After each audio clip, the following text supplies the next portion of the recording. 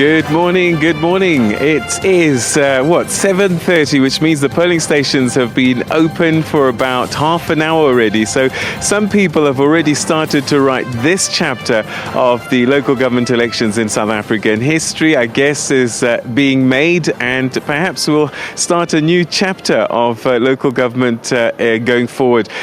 Right now, I'm on the floor of the IEC's Results Operation Centre, which is the ROC, and in here, these screens are the main feature. And during the course of the day, once the results start coming in, this is where these screens will be recording all the results, and so a lot of interest will be there.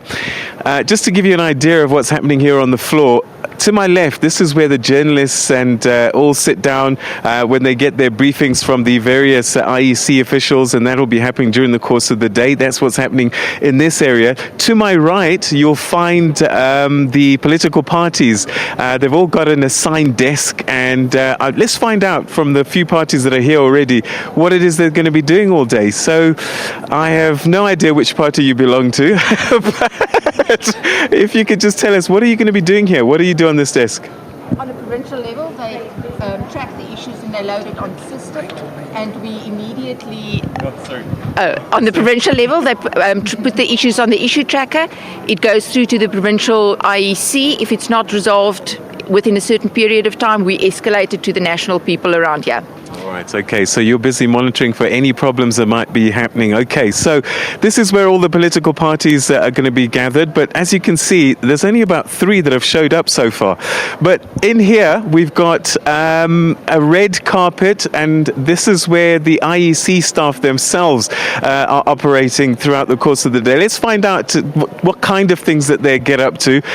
Stuart, great to meet you. So you've got a red carpet, which means that you're the heart of it all. What happens in this room? These are IEC stuff? Yes. What we do is we deal with any operational challenges that might arise today and tomorrow and Friday. For example, political parties might log a complaint. They might say the voting stations aren't open or staff aren't available. What we'll do is we'll log the issue. We'll then resolve it together with the provincial office and the local officers. There'll also be operational challenges that might arise from our provincial and local officers. We'll also log those issues and then monitor and see them through to resolution. All right, so typically what kind of issues are you anticipating?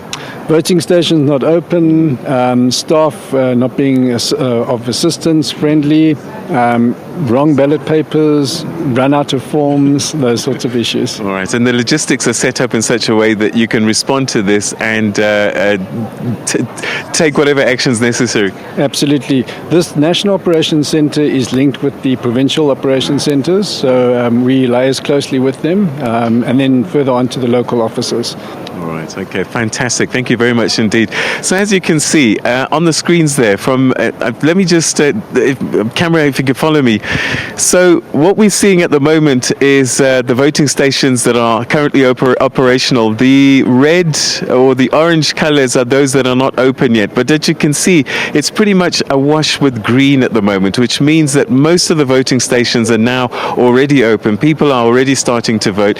We had those 2 special voting stations days yesterday and Monday, but today really is the big story about the other potentially 26 million people that will be able to vote. And we'll be crossing right across the country today in reaching places that a lot of people can't. But so I'll be down here for much of the time. And Leanne, let's go back to her. In fact, she's right up in there in our beautiful studio, right at the top of the center here.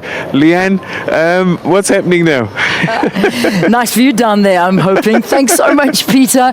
And thanks so much for turning my attention, actually, to turn around and look at you, because I've just realized what you've said, to have a look and see how the voting stations are doing, the operations, and how things are looking now. So, yeah, most of the stations are open. A couple of them not open as yet, but we'll be keeping a very, very close eye on all of them. I just want to introduce my analyst to you as you come to us here on a two-shot. It's Precious Lugayeni. She's an analyst that's here with us this morning, and she's going to be talking to us a lot about a couple of the different metros and other issues in the elections. Nice to have you. Welcome to the program. Good to see you, Lynn.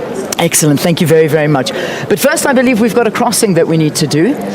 All right. Yes, we do. We're going to be crossing, I think it's to, if I'm not mistaken, we're going to Tammy Dixon, if that's correct. Tammy Dixon is in the Eastern Cape, and the Eastern Cape is one of those municipalities that we are going, well, those provinces, and the Nelson Mandela Bay Metro is that metro we're going to be watching exceptionally closely. We've been talking about it for such a long time, Tammy. Well, the day of reckoning has arrived, and I can imagine the nerves, particularly in the Eastern Cape, are running very, very high amongst political parties. Tammy, good morning to you. Well, good morning, Leanne. Thank you very much. Indeed, the pressure is now beginning to be felt by so many in the Eastern Cape. Indeed, this is the day that many people have been waiting for, especially in this province, as you know, and have correctly stated that one of the areas that people are looking at is indeed the Nelson Mandela Metro in Port Elizabeth in particular. But we're waking up to the news that the wind has done some damage in some of the areas there. The weather is not looking good, but we have our reporter there, Ivu Port, who's going to give us some update in terms of what has happened with regards to the havoc that the weather has caused that side. Good morning, Ivu. I hear that the wind has, played some havoc there, destroying some tents. Can you tell us more about that? Good morning, Tammy, and definitely welcome to the Nelson Mandela Bay Metro. Right now we are in Summerstrand outside a voting station. I don't know if you can see behind me, but the queue is very, very long. Last night it was definitely very windy. We did, get a weather alert that there would be gale force winds earlier on this morning. There are about 50 temporary structured tents where people are going to vote today. We did speak to the IEC. They have said that, they have reconstructed those temporary tents that have fallen over last night and were a bit damaged. They have also given out a warning that they will try by all means to keep people safe. Those structures have then been rebuilt, so people will be able to, vote and cast their vote today at those voting stations. So it's not much of a hassle on the side of the IEC, but throughout the day, they'll look in terms of what the weather will bring, whether gale force winds will then, come along again later on in the day. But obviously, safety of the communities of the utmost importance.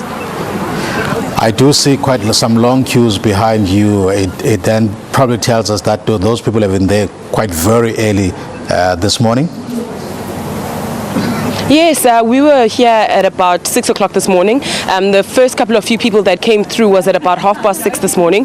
We are still waiting for the mayor of the Nelson Mandela Bay Metro, as well as the mayoral candidate of the ANC, Danny Jordan, who's said to come and vote here at about 8 o'clock. We also did see the mayoral candidate for the Democratic Alliance, Ethel Trollip, who did come and check, just on the voting station itself. But the queue is very, very long. People were here very, very early. So we'll see how it goes throughout the day as we move throughout the Nelson Mandela Bay Metro. Okay, that's our reporter there in the Nelson Mandela Metro, Ivu Porti, giving us some update about the potential problems that have been caused by the weather that side. And we'll also be looking at throughout the province and some of the potential areas where the IEC has identified as hotspots to see what's happening.